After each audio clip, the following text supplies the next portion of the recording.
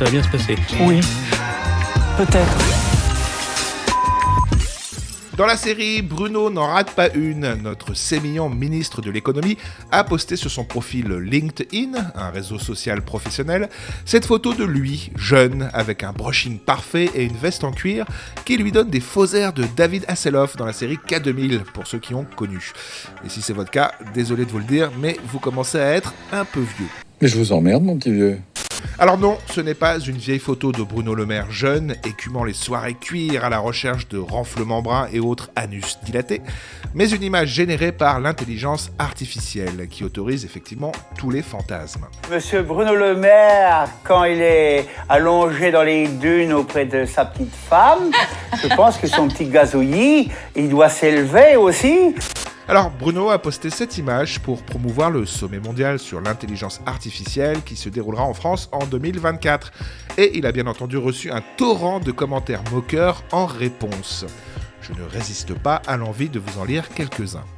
Image d'un petit couillon narcissique et ridicule généré par une intelligence artificielle et commenté par un usurpateur aux capacités cognitives extrêmement surestimées. Nos ministres sont rendus à mettre ce genre de post.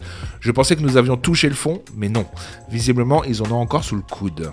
C'est tellement what the fuck, Bruno. Ressaisissez-vous, bon sang. Imagine si Bruno Le Maire avait fait un deepfake à base de renflements bruns. L'IA ferait peut-être du bien à Bercy. Il y a beaucoup de A, artificiel, et peu de I, intelligence. Bon alors ça, j'ai jamais été doué en maths. Mais tu sais, le pire dans tout ça, Bruno, c'est qu'on n'a pas attendu l'intelligence artificielle pour voir des fausses images ou des discours qui induisent en erreur. La désinformation pullule depuis longtemps et s'est même accélérée depuis 2017. Nous allons donc provoquer l'effondrement de l'économie russe. La Russie ferait mieux en 2024 que l'Europe et que les États-Unis. Le désastre annoncé n'a pas lieu. Mais aujourd'hui, on est dans le pic de l'inflation. Et ce pic de l'inflation va encore durer quelques semaines. La vraie vie, oui, je la connais, comme n'importe quel autre responsable politique. N'essaie pas de me baiser, mon vieux. Je te fous dans un tel état qu'il te faudra déboutonner ton col pour chier. Non, c'est pas ce que vous croyez. Toujours à propos de Bruno, j'avais fait une vidéo dans laquelle il se fâche tout rouge car une journaliste lui pose des questions qui ne lui conviennent pas. Ah bah oui Bruno, on peut pas toujours être interviewé dans C'est à vous.